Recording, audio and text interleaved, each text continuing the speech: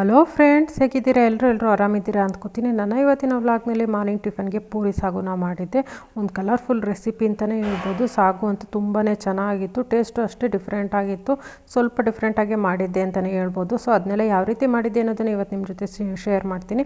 ಹಾಗೆಯೇ ಆನ್ಲೈನಿಂದ ಕೆಲವೊಂದು ಬಾಕ್ಸ್ಗಳನ್ನ ತರಿಸಿದ್ದೆ, ಫ್ರಿಜ್ ಆರ್ಗನೈಸರ್ಸ್ನ. ಸೊ ಅವೆಲ್ಲ ಯಾವ ರೀತಿ ಇದೆ, ಕ್ವಾಲಿಟಿ ಎಲ್ಲ ಅನ್ನೋದನ್ನು ಇವತ್ತು ನಿಮ್ಮ ಜೊತೆ ಶೇರ್ ಮಾಡ್ತೀನಿ.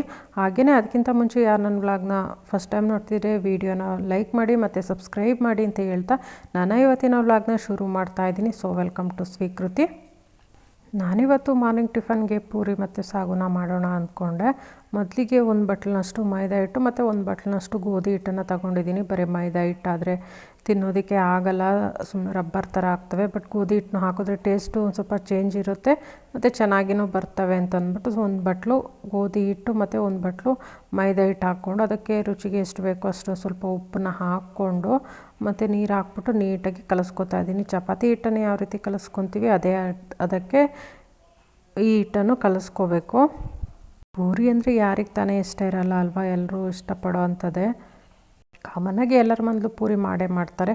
ಕೆಲವರು ಬರೀ ಮೈದಾ ಹಿಟ್ಟಿಂದೇ ಮಾಡ್ತಾರೆ, ಕೆಲವರು ಬರೀ ಗೋಧಿ ಹಿಟ್ಟಿಂದೇ ಮಾಡ್ತಾರೆ. ಇವಾಗೆಲ್ಲ ಸ್ವಲ್ಪ ಮೈದಾ ಹಿಟ್ಟು ಯೂಸ್ ಮಾಡೋದು ಕಡಿಮೆ ಮಾಡ್ಕೊಂಡಿದ್ದಾರೆ. ನಾವು ಅಷ್ಟೇ ಆದಷ್ಟು ಮೈದಾನ ಯೂಸ್ ಮಾಡೋದನ್ನು ಕಡಿಮೆ ಮಾಡ್ಕೋಬೇಕು, ಎಷ್ಟಾಗುತ್ತೆ ಅಷ್ಟು. ಹಾಗಾಗಿ ನಾನು ಅರ್ಧ ಬಟ್ಲಿನಷ್ಟು ಮೈದಾ ಹಿಟ್ಟು ಹಾಕ್ಕೊಂಡಿದ್ದೀನಿ, ಅರ್ಧ ಬಟ್ಲಿನಷ್ಟು ಗೋಧಿ ಹಿಟ್ಟನ್ನು ಹಾಕ್ಕೊಂಡಿರೋದು.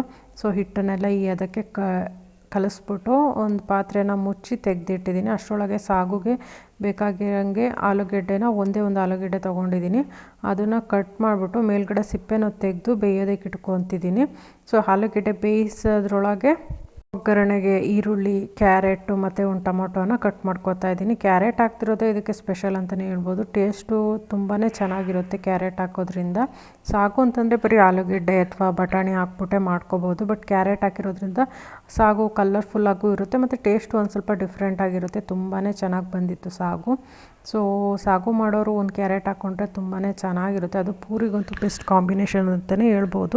ಈ ಸಾಗು ಬರೀ ಪೂರಿ ಅಂತಲೇ ಅಲ್ಲ, ದೋಸೆಗೆ ಅಷ್ಟೇ ತುಂಬಾ ಚೆನ್ನಾಗಿರುತ್ತೆ, ಚಪಾತಿಗೆ ಎಲ್ಲದಕ್ಕೂ ಒಳ್ಳೆ ಕಾಂಬಿನೇಷನ್ ಅಂತಲೇ ಹೇಳ್ಬೋದು. ತುಂಬಾ ಈಸಿಯಾಗಿ ಮಾಡ್ಕೋಬಹುದು. ಬೆಳಗ್ಗೆ ಟೈಮ್ ಏನಾದರೂ ಅರ್ಜೆಂಟ್ ತಿಂಡಿ ಮಾಡೋದೇನಾದ್ರು ಇತ್ತು ಅಂತಂದಾಗ ಈ ಥರ ತಿಂಡಿಗಳನ್ನ ಮಾಡ್ಕೋಬಹುದು. ಟೇಸ್ಟ್ ಅಂತೂ ತುಂಬಾ ಚೆನ್ನಾಗಿರುತ್ತೆ. ಖಂಡಿತವಾಗಿ ಎಲ್ಲರೂ ಒಂದು ಸಲ ಟ್ರೈ ಮಾಡಲೇಬೇಕು ಇದನ್ನು. ಸೊ ನಾನು ಇಲ್ಲಿ ಇಬ್ಬರಿಗಾಗೋಷ್ಟು ಅಷ್ಟೇ ಮಾಡ್ಕೋತಿರೋದ್ರಿಂದ ಒಂದೆರಡು ಈರುಳ್ಳಿ ಮತ್ತು ಟೊಮೊಟೊ, ಒಂದು ಕ್ಯಾರೆಟನ್ನು ತಗೊಂಡಿದ್ದೀನಿ. ಬಟ್ ಇದು 4 ಜನಕ್ಕಾಗೋವಷ್ಟು ಆಯಿತು ಸಾಗು. ಎಷ್ಟೇ ಕಡಿಮೆ ಮಾಡೋಣ ಅಂತ ಹೋದರೂ ಜಾಸ್ತಿನೇ ಆಗಿರುತ್ತೆ ಯಾವಾಗಲೂ. ಮಗ ಇದ್ದಾಗಂತೂ ಇಷ್ಟೇ ಮಾಡ್ತಿದ್ವಿ. ಈಗ ಅವನು ಇಲ್ಲ ಅಂತಂದಾಗಲೂ ಸ್ವಲ್ಪ ಕಡಿಮೆ ಮಾಡ್ಕೊಳ್ಳೋಣ ಅಂತಂದರೂ ಎಷ್ಟು ಮಾಡಿದ್ರೂ ಜಾಸ್ತಿನೇ ಆಗಿರುತ್ತೆ.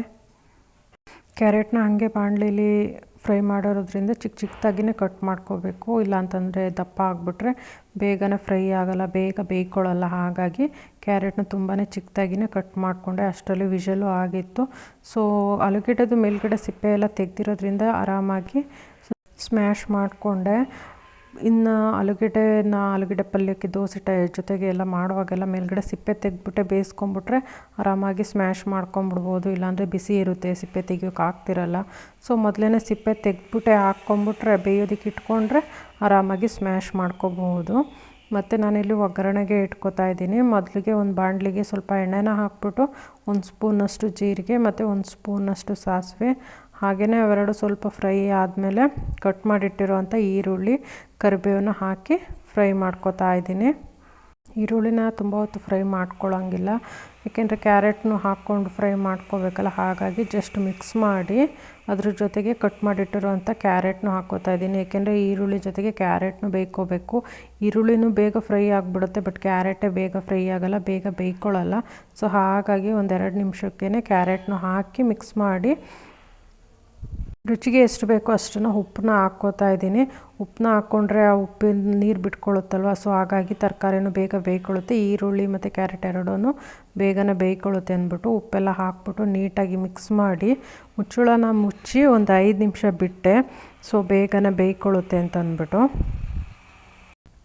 ಸೊ ಈ ಥರ ಸಾಗು ಎಲ್ಲ ಮಾಡ್ಕೊಳ್ಳೋದ್ರಿಂದ ತೆಂಗಿನಕಾಯಿ ಯೂಸ್ ಮಾಡೋಲ್ಲ. ಮನೇಲಿ ಜಾಸ್ತಿ ತರಕಾರಿ ಇಲ್ಲ ಅಂತಂದು ಆರಾಮಾಗಿ ಮಾಡ್ಕೋಬೋದು.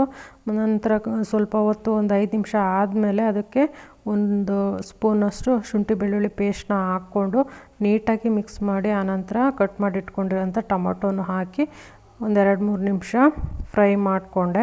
ಸೊ ಟೊಮೊಟೊ ಬೆಂದ ಮೇಲೆ ಬೆಂದಿದ್ದಂಥ ಆಲೂಗೆಡ್ಡೆನೂ ಹಾಕ್ಬಿಟ್ಟು ಆನಂತರ ಅದಕ್ಕೆ ಸ್ವಲ್ಪ ನೀರನ್ನ ಹಾಕಬೇಕು. ಸೊ ಸಾಗು ಸ್ವಲ್ಪ ತೆಳುವಾಗಿದ್ರೇ ಚೆನ್ನಾಗಿರುತ್ತೆ. ಸೊ ನಮಗೆ ಯಾವ ರೀತಿ ಎಷ್ಟು ತೆಳುವಾಗಿ ಬೇಕು ಅಷ್ಟು ನೀರನ್ನ ಹಾಕ್ಬಿಟ್ಟು ನೀಟಾಗಿ ಮಿಕ್ಸ್ ಮಾಡಿ ಆನಂತರ ಅದಕ್ಕೆ ಒಂದು ಚಿಟಿಕೆಯಷ್ಟು ಅರಿಶಿಣ, ಖಾರಕ್ಕೆ ಎಷ್ಟು ಬೇಕೋ ಅಷ್ಟು ಖಾರದ ಪುಡಿ ಮತ್ತು ಒಂದು ಸ್ಪೂನಷ್ಟು ಸಾಂಬಾರು ಪೌಡರ್ನ ಹಾಕಿ ಹಾಗೆಯೇ 1 ಟೇಬಲ್ ಸ್ಪೂನಷ್ಟು ಹುರ್ಗಡ್ಲೆನ ಕುಟ್ಬಿಟ್ಟು ಅದರೊಳಗೆ ಹಾಕ್ಕೋಬೇಕು. ಸೊ ಕಡಲೆ ಹಾಕಿದ್ರೇ ಪಲ್ಯ ಸ್ವಲ್ಪ ಗಟ್ಟಿಯಾಗಿ ಬರೋದು, ಇಲ್ಲಾಂದರೆ ನೀರು ಥರ ಇರುತ್ತೆ. ಸೊ ಕಡಲೆ ಹಾಕೋದ್ರಿಂದ ಸ್ವಲ್ಪ ಗಟ್ಟಿಯಾಗಿ ಬರುತ್ತೆ.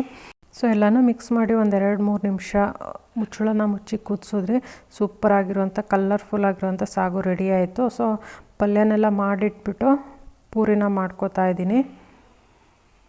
ಸೊ ನಮಗೆ ಮೈದಾ ಜಾಸ್ತಿ ಯೂಸ್ ಮಾಡೋದು ಬೇಡ ಅಂತಂದರೆ ಚಿರೋಟಿ ರವೆ ಬರುತ್ತಲ್ವ, ಸೊ ಅದನ್ನು ನೆನೆಸ್ಬಿಟ್ಟು ಅದರಲ್ಲೂ ಬೇಕಾದರೆ ಅದನ್ನು ಸ್ವಲ್ಪ ಮಿಕ್ಸ್ ಮಾಡಿಕೊಂಡು ಮಾಡ್ಕೋಬೋದು. ಅದನ್ನು ತುಂಬಾ ಚೆನ್ನಾಗಿರುತ್ತೆ. ಆದಷ್ಟು ಮೈದಾನ ಕಡಿಮೆ ಯೂಸ್ ಮಾಡಬೇಕು ಅಂದ್ಕೊಂಡಿದ್ರೆ. ಇವಾಗೆಲ್ಲ ಹೋಳ್ಗೆಗೆಲ್ಲ ಚಿರೋಟಿ ರವೆನೇ 1 ಅವರ್ 2 ಅವರ್ಸು ಮೊದಲೇ ನೆನೆಸ್ಕೊಂಬಿಟ್ಟು ಚಿರೋಟಿ ರವೆನಲ್ಲೇ ಹೋಳ್ಗೆನ ಮಾಡ್ತಿದ್ದಾರೆ. ಸೊ ಆದಷ್ಟು ಮೈದಾನ ಕಡಿಮೆ ಯೂಸ್ ಮಾಡಬೇಕು ಅಂತಂದ್ಬಿಟ್ಟು ನಾವು ಅಷ್ಟೇ ಇನ್ನು ಆದಷ್ಟು ಮೈದಾನ ಕಡಿಮೆ ಯೂಸ್ ಮಾಡ್ಕೋಬೇಕು. ಅಂದರೆ ನಾವೆಲ್ಲ ಏನು ಡೈಲಿ ಮೈದಾದ ಏನು ಯೂಸ್ ಮಾಡಲ್ಲ ಅಲ್ವಾ, ಸೊ ಹಾಗಾಗಿ ನಡೆಯುತ್ತೆ. ಸೊ ಪೂರಿನೆಲ್ಲ ಮಾಡಿಕೊಂಡು ಬೆಳಗಿನ ಟಿಫನ್ನ ಮುಗಿಸ್ಕೊಂಡೆ.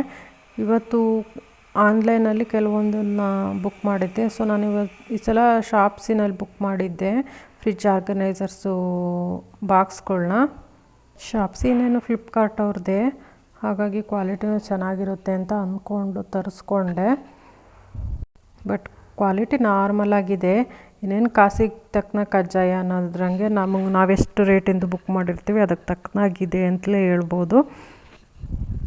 ಓಕೆ ಅನ್ನೋ ಥರ ಇದ್ದಾವೆ ಬಾಕ್ಸ್ಗಳು, ಬಟ್ ಅವುಗಳ್ನೇನು ಜಾಸ್ತಿ ಯೂಸ್ ಮಾಡಲ್ಲ ಅಲ್ವಾ, ಜಸ್ಟ್ ತರಕಾರಿಗಳನ್ನ ಹಾಕಿಡೋದಕ್ಕೆ. ಸೊ ಹಾಗಾಗಿ ಪರವಾಗಿಲ್ಲ, ನಡೆಯುತ್ತೆ.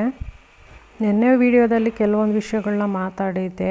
ಯೂಟ್ಯೂಬಿಂದ ನೋಟಿಫಿಕೇಷನ್ ಸರಿಯಾಗಿ ಹೋಗ್ತಾ ಇಲ್ಲ, ಅಟ್ಲೀಸ್ಟ್ ಈ ವಿಡಿಯೋಯಿಂದನಾದರೂ ನಮ್ಮಂಥವ್ರಿಗೆ ಅಂದರೆ ನ್ಯೂ ಯೂಟ್ಯೂಬರ್ಸ್ಗೆ ಸ್ವಲ್ಪ ಹೆಲ್ಪ್ ಆದರೂ ಆಗುತ್ತೇನೋ ಅಂತ ಅಂದ್ಬಿಟ್ಟು ನೋಡೋಣ, ಮುಂದೆ ಆದರೂ ಹೆಲ್ಪ್ ಆಗುತ್ತಾ ಅಂತ ಅಂದ್ಬಿಟ್ಟು.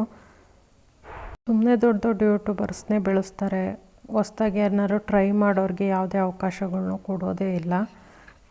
ಅಲ್ಲದೆ ಎಷ್ಟು ಹೊಟ್ಟೆ ಕಿಚ್ಚಿರುತ್ತೆ ಅಂತ ಅಂದರೆ ಕೆಲವೊಂದು ಜನ ಸಬ್ಸ್ಕ್ರೈಬ್ ಮಾಡ್ಕೊಳ್ಳಿ ಅಂತ ಅಂದ್ಬಿಟ್ಟು ಅನ್ಸಬ್ಸ್ಕ್ರೈಬ್ ಮಾಡಿದ್ದಾರೆ. ನಿನ್ನೆಯಿಂದ ಇವತ್ತಿಗೆ ಸುಮಾರು 5-6 ಜನ ಅನ್ಸಬ್ ಆಗಿದ್ದಾರೆ. ಅಷ್ಟು ಸಬ್ಸ್ಕ್ರೈಬರ್ಸ್ ಕಡಿಮೆ ಆಗಿದ್ದಾರೆ. ನಿಜವಾಗ್ಲೂ ತುಂಬಾ ಬೇಜಾರು ಅನಿಸುತ್ತೆ. ಇಷ್ಟ ಇಲ್ಲ ಅಂತಂದಮೇಲೆ ಏನಕ್ಕೆ ಸಬ್ಸ್ಕ್ರೈಬ್ ಮಾಡ್ಕೋಬೇಕು? ನಾವು ಮಾಡ್ಕೊಂಡಿಲ್ಲ ಅಂತಂದರೂ ನಾನಂತೂ ಇವತ್ತಿನವರೆಗೂ ಯಾರಿಗೂ ಸಬ್ಸ್ಕ್ರೈಬ್ ಮಾಡ್ಕೊಳ್ಳಿ ಅಂತಂದ್ಬಿಟ್ಟು ಯಾರಿಗೂ ಕೇಳಿಲ್ಲ. ಯಾರು ಕೇಳ್ದಿರೋರ್ಗಷ್ಟೇ ನಾನು ಸಬ್ಸ್ಕ್ರೈಬ್ ಆಗಿದ್ದು ಮತ್ತು ಮಾಡ್ಕೊಂಡಿದ್ದು. ಬಟ್ ನಾನು ಯಾವುದನ್ನು ಚೇಂಜ್ ಮಾಡಿಲ್ಲ. ಬಟ್ ನನಗೆ ಮಾಡಿರೋರೆಲ್ಲ ಮತ್ತೆ ಅನ್ಸಬ್ಸ್ಕ್ರೈಬ್ ಆಗಿಬಿಡ್ತಾರೆ. ಇದೇನೇ ತುಂಬಾ ಬೇಜಾರು ಅನಿಸುತ್ತೆ. ಅವರು ನಮ್ಮ ಥರನೇ ಅಲ್ವಾ, ಅಂದ್ಕೊಳ್ಳೋದೇ ಇಲ್ಲ. ಸಖತ್ ಮೋಸದ ಜಗತ್ತು ಗುರು ಅಂತ ಅನ್ನಿಸ್ತಿದೆ ನನಗೂ. ಯಾರನ್ನೂ ನಂಬಂಗೆ ಇಲ್ಲ. ಸೊ ನಾನಿಲ್ಲಿ 6 ಬಾಕ್ಸ್ಗಳನ್ನ ತರಿಸಿದ್ದೀನಿ. ಸೊ 183 ರುಪೀಸೇನೋ ಆಗಿತ್ತು. ಪರವಾಗಿಲ್ಲ, ಅಷ್ಟು ದುಡ್ಡಿಗೆ ಇನ್ನೇನು ಕೊಡ್ತಾರೆ ಅಲ್ವಾ. ಸೊ ಅಷ್ಟು ದುಡ್ಡಿಗೆ ವರ್ತ್ ಅನಿಸುತ್ತೆ. ತುಂಬ ಒಳ್ಳೆ ಕ್ವಾಲಿಟಿ ಅಂತ ಏನಿಲ್ಲ, ಬಾಕ್ಸ್ಗಳು ಚೆನ್ನಾಗಿದ್ದಾವೆ. ಬಟ್ ಕ್ಯಾಪ್ಸ್ ಅಷ್ಟೊಂದು ಚೆನ್ನಾಗಿಲ್ಲ, ತುಂಬ ಡೆಲಿಕೇಟ್ ಆಗಿದ್ದಾವೆ. ಅದೇ ಬಟ್ ಓಕೆ ಅನ್ನೋ ಥರ ಇದ್ದಾವೆ. ಸೊ ನಾವೇನಿದ್ದೀನಿ ಡೈಲಿ ಯೂಸ್ ಮಾಡಬೇಕಾಗಿತ್ತ, ಫ್ರಿಜ್ಜಲ್ಲಿ ಇರ್ತಾರವಲ್ವ. ಸೊ ಹಾಗಾಗಿ ನೋ ಪ್ರಾಬ್ಲಮ್ ಅಷ್ಟೇ. ಬಟ್ ಕೆಲವೊಂದು ಆ್ಯಪ್ಗಳಲ್ಲಿ ತೋರಿಸ್ತಾರಲ್ವ ಬೇರೆ ಬಾಕ್ಸ್ಗಳು, ಬಟ್ ಅವುಗಳು ನೋಡೋದಕ್ಕೆ ಇದೇ ಥರ ಇರ್ತವೆ. ಬಟ್ ಕ್ವಾಲಿಟಿನೂ ಸೇಮ್ ಇರುತ್ತೋ ಇಲ್ಲೋ, ಅದ್ರದ್ದು ಕ್ವಾಲಿಟಿ ಚೆನ್ನಾಗಿರುತ್ತೋ ಅನ್ನೋದೇ ಗೊತ್ತಾಗಲ್ಲ. ಸೊ ನಾವು ಕೊಟ್ಟಿರೋ ದುಡ್ಡಿಗಂತೂ ವರ್ತಂತೂ ಇದೆ. ಸೊ ಬಾಕ್ಸ್ಗಳನ್ನೆಲ್ಲ ನೀಟಾಗಿ ವಾಶ್ ಮಾಡಿಬಿಟ್ಟು ತರಕಾರಿನ ಹಾಕ್ಕೊಂಡೆ. ತರಕಾರಿನೇನು ವಾಶ್ ಮಾಡಿಲ್ಲ, ಹೆಂಗಿತ್ತು ತರಕಾರಿ ಹಾಗೆಯೇ ಇಟ್ಟಿದ್ದೀನಿ. ನೋಡೋಣ ಇದರಲ್ಲೇ ಹಾಕಿಡೋದ್ರಿಂದ ಏನು ಚೇಂಜಸ್ ಆಗುತ್ತೆ ಅಂತ. ಸೊ ನನ್ನ ಇವತ್ತಿನ ವ್ಲಾಗ್ ನಿಮಗೆ ಇಷ್ಟ ಆಗಿದ್ದರೆ ವಿಡಿಯೋನ ಲೈಕ್ ಮಾಡಿ ಮತ್ತು ಸಬ್ಸ್ಕ್ರೈಬ್ ಮಾಡಿ. Thank you.